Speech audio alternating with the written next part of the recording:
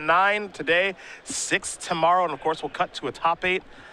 And we're going to crown a champion here in Charlotte, another Grand Prix champion. The reigning champion of Modern is Brian Liu, of the largest Modern Grand Prix of all time. We'll see if he can do it again, because he is here this weekend.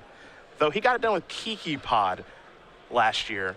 Can't do that this year. Defending the title in a, 3,000 person Grand Prix, not the easiest thing to do. Nobody said it was going to be easy, as we've got a Wooded Foothills here.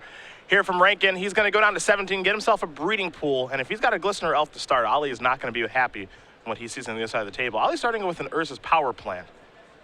So it's very clear right from the start what Aintrazi's up to, and if you know Ali as well, I mean, of course, his Season 2 Invitational win on the Open Series, but he just loves big mana strategies anyway. There is a Glistener Elf, and now it's time for Ali to get moving with the old Tron deck. Really across all formats, too. Modern, Standard, even Legacy. He's always been a big mana guy. Yep. There's a Grove of the Burn Willows. Here's a Pyroclasm, probably. Aintrazi does have one in his hand. That's important right now. Yeah, you cannot mess around against this deck. And Rankin does not have a copy of Mutagenic Growth to save his creature, so Glistener Elf is just going to die. Rankin will take a draw step. Looks like he picked up a copy of Misty Rainforest. A copy of Apostle's Blessing in hand. There appears to be a Blighted Agent, too. There is the Misty Rainforest. He'll sacrifice that, go down a little bit lower to 17. Of course, he did gain a life last turn from the Grove of the Burn Willows, providing Aintrazi with red mana, though Rankin's life total doesn't matter very much in this matchup. No, it's a freebie. Eventually, Ollie kills him with damage, but the pressure's on Robert just to get anything going here. So he's going to be very liberal, fetching, getting dual lands untapped as appropriate. There's a basic forest for Rankin. After he does shuffle and present his deck in this very fetch land shuffle heavy format, we'll see what his play will be. Again, remember, Infected Modern is, I suppose, a little more honest than it is in Legacy, though it can kill you very quickly due to cards like Become Immense, Rancor in this deck, Mutagenic Growth, a lot of other pump spells too. Its absolute best draws are capable of killing on the second turn. Yeah. It can get some really, now that's a very small percentage of the time. Yes. Things like Might of Old Crocea, Groundswell. There's some crazy stuff that can happen. A second Pyroclasm is very fortunate for Aintrazi, along with a copy of Urza's Tower as well. So the question, of course, is does he have Urza's Mind to complete the Tron? Pretty close to a perfect draw if he's got turn 4 Tron with 2 Pyroclasms along the way to give him the time.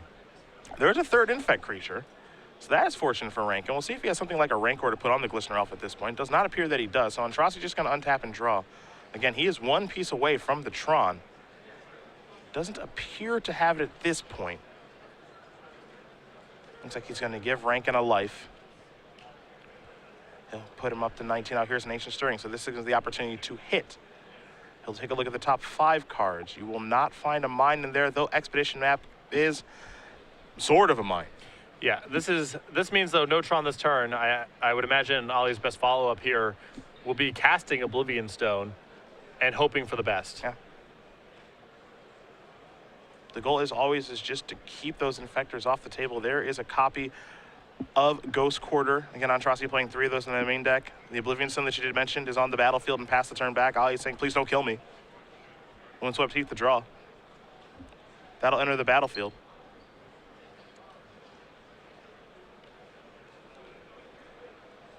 Rankin wants to take a look at Oblivion Stone, and we can, of course, do the same. Oblivion Stone, a very powerful artifact in the Tron deck. And keep in mind, Ollie has a nice sequence already set up here where he can spend 3 mana to play and sacrifice the exposition map, get the last remaining Tron piece, leave his tower up, and have 5 mana available. There is a Rancor.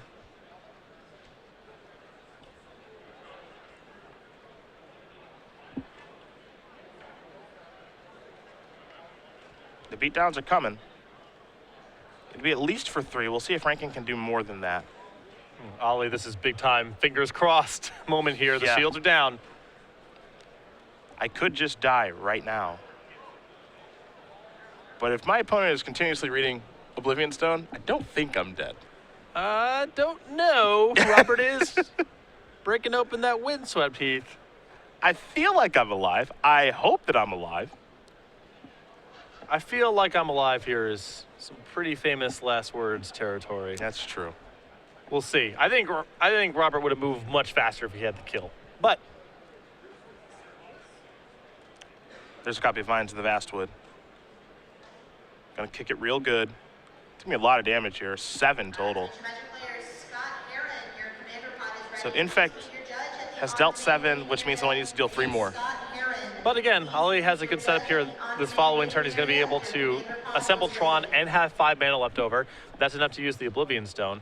With a Ghost Quarter in play, he has a Nexus contained if Robert happens to find one. And Ali probably has some powerful stuff left over in his hand, some Planeswalkers, some of his other big plays to try to shut down Robert's follow-up. Nothing to be too upset about right now. Aintrazi's actually doing pretty well for himself. He's just going to play a copy of Ghost Quarter before passing the turn back.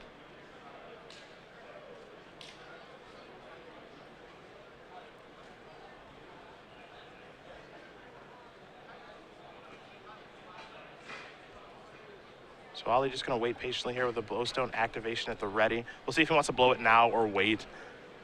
Looks like he may just want to do it now. Maybe he's scared of some way to turn a creature indestructible.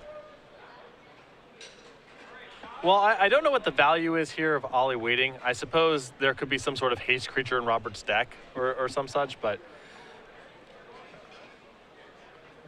it does feel like he's incurring some risk here because he has to blow up the Oblivion Stone. This attack is for lethal on the table. There are very weird cards that this deck could play. A card like Withstand Death. Yep. Which that would be very corner casey and something that would be very annoying to lose to, but it does work its way into the equation. We'll say that. Here's the attack. There's the activation of Oblivion Stone. Withstand Death, of course, a 1 green mana instant that can make something indestructible. Apostle's Blessing is not going to work the way that Robert would like it to, unfortunately.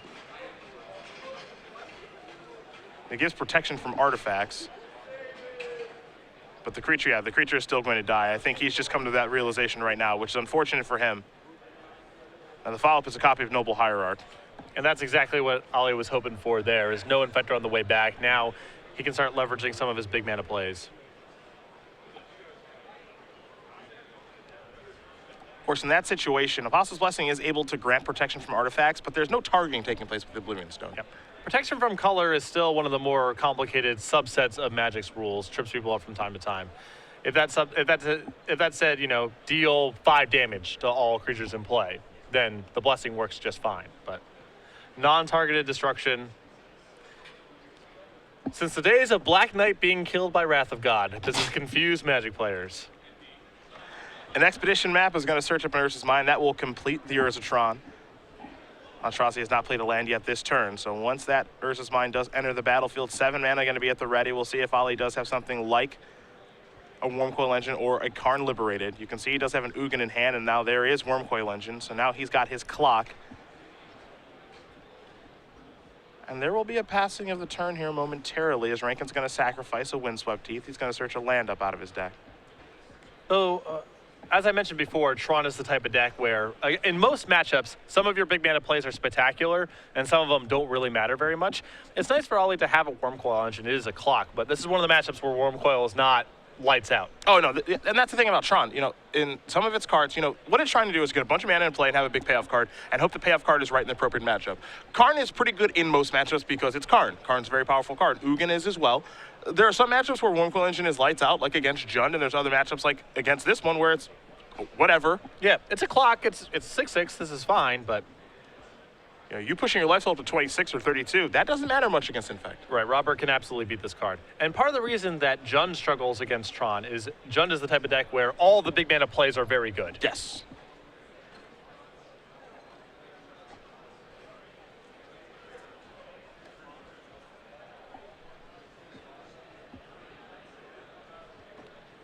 So Rankin has already cast 3 Infect creatures this game. I'm not sure if he has any more in hand. It doesn't appear that he does, and he hasn't played an Inkmoth Nexus yet, and even if he did, Ali's got that covered in multiple ways. Yeah. Aintrazi will take a draw here. He picked up a copy of a Forest. I have Ugin and Ugin in hand. Wormcoil Engine coming across to the red zone. No blocks appear to take place. So Aintrazi is going to go for 26. Looks like Rankin's headed down to 9. And Ugin is not a bad follow-up or maybe even just an activation of Eye of Ugin. Whichever route Ali wants to go is a pretty safe one. Yeah, remember, Eye of Ugin can chain together copies of Wormcoil Engine, doesn't have to just get the Emrakul.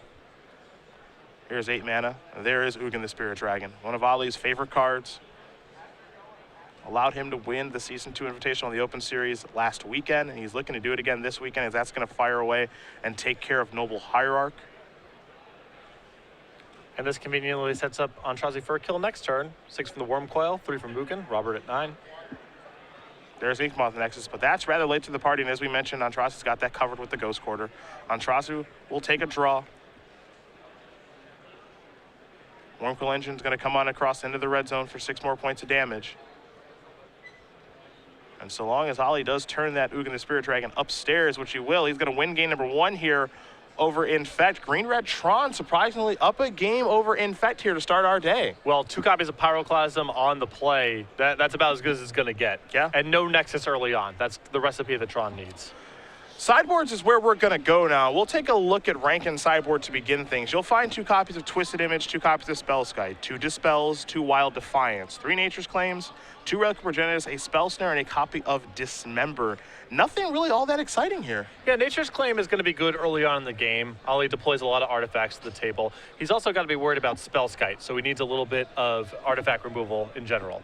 I think the 1 copy of Spell Pierce on the play is fine. It might sound a little funny because Tron, it's making these 7 to 8 mana plays. Is Spell Pierce actually going to be good? But again, early on in the game, Ollie plays a lot of cheap spells to try to assemble Tron, and a well-timed Spell Pierce can be very disruptive. On Ollie's side, he's got 3 Spellskites, 2 Crucible of Worlds, 4 Nature's Claims, 2 Relic of Progenitus, 2 Thragtusk, and 2 copy of Boil. The 3 copies of Spellskite, he's already got 1 copy of the main, is awesome in this matchup. A very problematic card for Infect. They play, of course, with a lot of pump spells, and with a Spellskite in play, Robert can't do very much of anything, and Ollie can be very liberal with his life total because Robert's playing Infect. And so Ollie's life total is sort of a freebie. Some number of copies of Nature's Claim could come in as well.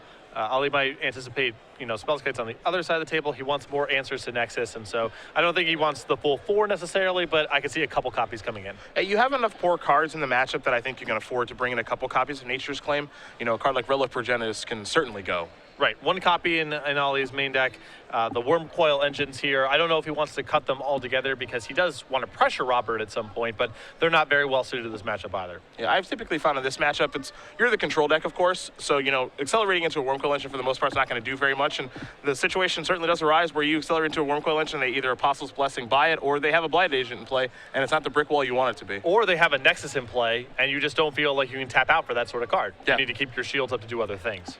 So in my preference in situations like this, or get the Worm Coils out of the deck, get the Relics out of your deck, and you can just win with an Emrakul. You can win with Ugin, which is something you really couldn't do before. Ugin providing a nice threat, and also Ugin is just great against them. We didn't really see it that much this last game, but if you get Ugin out and you obviously get the exile everything, they really can't do anything else as far as creatures are concerned. And then Ollie's got access to 3 copies of Ghost Quarter to make sure he doesn't lose Inkmoth Nexus. Exactly. So some of those big mana plays he can get rid of, particularly the Worm Coil Engine. So you like Emrakul in this matchup? I am fine with Emrakul as a sense of inevitability, but also with Ugin working its way into the equation into this deck, I wouldn't be surprised to get the Emrakul out of my deck as well. You can now win without having to Eye of Ugin for Emrakul or wait till you get to 15 mana. I just have Karn and Ugin, and that's probably just going to be good enough. I can't search for him because Eye of Ugin can't search for those colorless Planeswalkers, but I'll draw them eventually. Sure. And that's good enough. My goal here is to stop my opponent from really being able to do what they want to do. And as long as I can do that, I'm probably going to win. I mean, that's what we saw Ollie do the last game. At the end of the day, he could have won with anything at that point, right? I mean, right. He dealt 12 points of damage with Worm Coil Engine, but he could have done it with anything. Yeah, it didn't have to be. I mean, it was the worst threat in his deck, and it still got it done. Yeah. Really what the games were about were those early Pyroclasms. After Robert ran out of Infect creatures, winning the game from Ollie's side was pretty trivial. Could have just been with whatever. What'll end up happening is the Infect player will just start drawing all those pump spells. Yep. Yeah. And those aren't going to do very much. So we'll see if Rankin can get off to a better start this particular game. Keep in mind, too, for Aintrazi, I think he caught the good side of things there a little bit because 2 Pyroclasms, didn't run any Mugenic Growths when those Pyroclasms took place. And Robert just, and Ollie on the draw, or on the play. Yeah, those things matter. Yeah, I mean, it's not the matchup is definitely good for Infect. That doesn't mean it's a 100-0 matchup. Yeah. And that's the kind of recipe, at least game 1, that Ollie needs. Siding into a full play set of Spellskites, I think Ollie has a legitimate game now because that card's very problematic for Infect. Yeah, that's really, really tough. And that's why Ollie winning game number 1 is so important in this matchup because now he's got 2 games with Spellskite in his deck. And Spellskite, as you mentioned, is very powerful in this matchup. Both players are going to take a look at their opening hands again. Robert Rankin will be on the play. Aintrazi on the draws. Aintrazi was able to win game number 1, though he is going to take a mulligan. And that will not come as much of a surprise in this particular matchup. I think if you're Aintrazi, if your hands come together fine, that's cool, but a lot of the time you're going to be aggressively mulliganing for certain cards in this matchup. If Ali can't do anything until his third turn, let's say, that impacts the board, there's a very good chance he just dies. Yeah. And so he has to be pretty aggressive mulliganing, looking for a hand that can interact.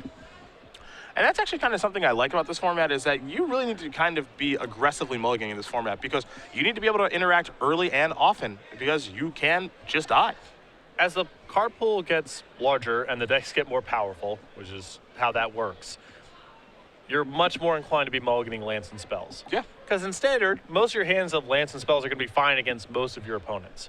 It's very rare that you draw up 4 lands and 3 spells and say, I got to get rid of this. It has to be a really extreme matchup.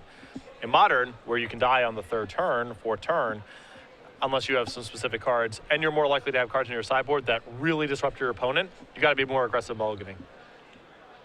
The green light has been given. Rankin's going to start things off with a Glistener Elf. It's going to put Aintrazi to the test right away. Aintrazi does have an Urza's Tower. He'll pass the turn back. Also has a copy of Pyroclasm over there. You do wonder if he has a Grove of the Burn Wolves. We will find out soon enough. There's also a Spellskite over there in hand, and that's mighty, mighty important. He may have been mulliganing just for that card, as Pendelhaven is land number 2 here for Rankin.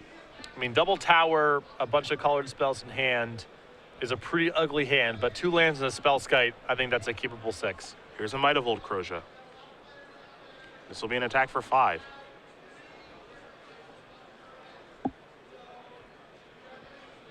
Rankin will pass the turn back. Do wonder what he's keeping available with that Pendelhaven. Could be something like an Apostle's Blessing. I think he's playing around Pyroclasm right now. Also, I mean, there's a lot of benefit. Yep. Yes, he gives up a point of infect, but it does protect him from a lot of plays. Now there's the problem. It's a copy of Spellskite. We're going to see if Rankin has an answer to that card. He's going to sacrifice the Windswept Teeth. We'll see what land he wants to search up. We mentioned that he does have 2 copies of Twisted Image in the sideboard. I would be surprised if they came in for this particular matchup, but if they did... Well, they may be coming in for game 3. Yeah. It is a clean way to take care of Spellskite, and you get to draw a card. Now, keep in mind, one way for Robert to work around the Spellskite, assuming that Ollie's missing land drops, not really doing much of anything, is just attack. He's got a block. You can wear it down slowly. Yep. Not the ideal way to do it. But remember, Pendelhaven can't be redirected to Spellskite because it says target 1/1 creature. Sure. So that's actually only 2 blocks that Ollie gets, and then Robert's in the clear. Oh, there is the breeding pool. And I actually think he has a copy of Twisted Image in hand. Well, that makes it even easier. It sure does. There is Twisted Image. Yeah, that's bad news. That'll take care of Spellskite, and he gets to draw a card. And this is a little bit more like it here for Infect. Here comes the Glistener off. A little pump action there with the Pendelhaven. That's 2 points of Infect. Aintrazi's up to 7 Infect now as he untaps. He'll take a draw. Just 2 Urza's Towers in play. Picked up another copy of Pyroclasm. No red mana, no spheres, no nothing. All I can do is pass the turn back over to Rankin. Rankin going to take a draw. Picked up another copy of Wooded Foothills. He'll play one of them. His hand is not doing very much, but doesn't really need to do all that much. Ollie's hand's doing a lot less. Yeah. Wooded Foothills will be sacrificed. Rankin in search of a basic forest.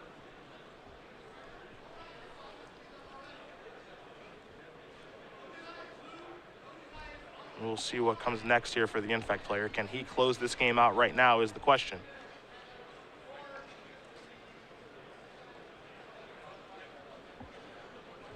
I believe he has Become Immense in hand. Well, that'll work out just fine if that's the case. A little bit of overkill. Do you get to...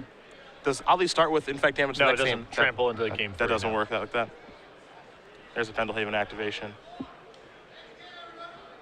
That'll be a Become Immense for the full amount. Ali's going to pick up those 2 copies of Urza's Tower and get ready for game number 3 as Robert Rankin's able to tie things up here against Ali Aintrazi. Infect and Green Red Tron are going to head on to game number 3. Still think Infect is favored in this matchup pretty heavily, though Aintrazi, because he was able to win game number 1, being on the play for game number 3, a pretty big deal. Yeah, a huge deal. But he does need to be able to cast his spells. Yes. A little reductive to sum it up that way. And like I said, I thought that was a fine 6-card hand. It just didn't pan out. He was leaning very heavily on that Spellskite, and Robert was able to work through it very easily with Twisted Image. So game number 3 will be on the way here shortly. It is interesting to see him board in Twisted Image. But if you assume that your opponent just does have spell skites because you don't have any other targets, really, I suppose you can target your own creature and draw a card, what have you. But if you assume that your opponent has spell skite, then you know what? You're good to go. Yes. And Robert may feel like in most matchup he has to bring in Twisted Image kind of in the dark because the worst case scenario, it's not that hard for him to cycle on one of his own creatures if it ends up being bad. And he has to really be worried about Spellskite. And Spellskite can be coming out of a variety of decks. Definitely has gone down in representation because of Kolaghan's command. I noticed in Columbus last weekend there was a lot fewer Spellskites than I had seen in modern tournaments previous, but the card's so good against Infect that I think Robert needs to protect himself against it to some degree in almost every matchup. I think I have to agree. The card is seeing a lot of play, and you need to be able to beat that card, especially when you're playing this sort of strategy. Though it is worth noting, as you mentioned, with the Infect damage, you can work your way through a Spellskite. Yeah, it's not Chip impossible. away. Yep. It's not impossible, but if Ollie's got anything else going on, if he's got other removal spells or he's getting to Tron very quickly with one of his powerful plays like Karn or Ugin, Spellskite's going to buy him the time to prevent Robert from doing much of anything. For those of you guys that don't, do remember, we've got Twitters in front of us all weekend long. So at SCG Live, hashtag GPCharlotte for your tweets all weekend long. You can send them directly to me at Cedric A. Phillips or directly to Patrick at Basic Mountain. We want to hear from you guys as we're making our way through a bunch of rounds today and tomorrow. Will this be the tournament that gets Amulet Boom banned? I don't know. We'll see.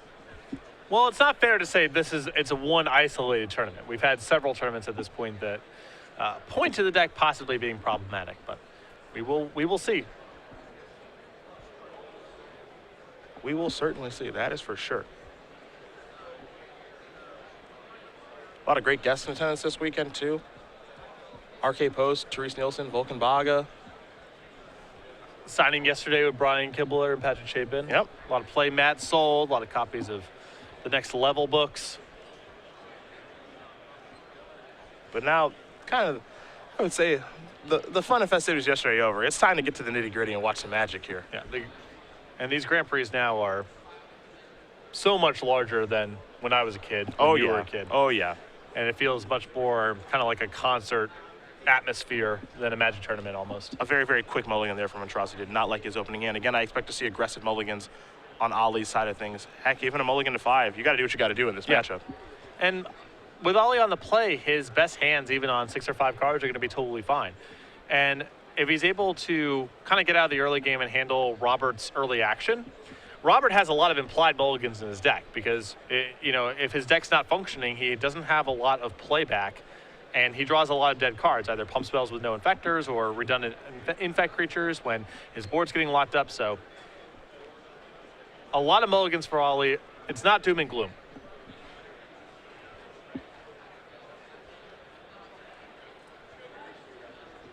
See if Aintrazi can find a better 6. Spellskite's in there again. It's almost impossible to mulligan a hand with Spellskite. 2 lands, at least 1 Tron piece. You got to keep this. An Expedition map too, yeah, I'm keeping. Grove of the Burn Wolves provide colored mana. This particular matchup, it's not always a race to Tron. It's a race to interaction. He's got plenty of it. He's actually got a slow Tron hand, but Tron nonetheless. An Expedition map, an Ancient Stirrings, a Spellskite, and a Grove of the Burn Wolves are the cards that Rankin will see from the Gitaxian probe. It's a slow Tron hand, but it's one with a Spellskite. The Ancient Stirrings can also potentially find a threat card for him to follow up with.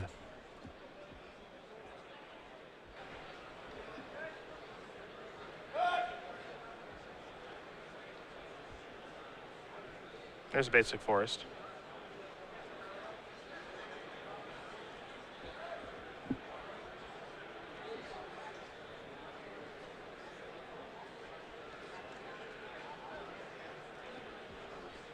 Feels like a Glistener Elf to start. I mean, Glistener Elf or Noble Hierarch, either way.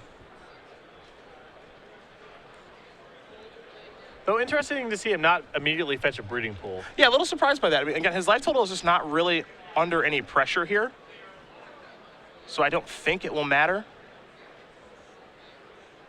See a brief stoppage in the game. It's unclear if Robert actually drew a card from his Gitaxian probe. Sure. I mean, this is a very easy thing to figure out, which you just got to count the cards in Robert's hand. Yeah.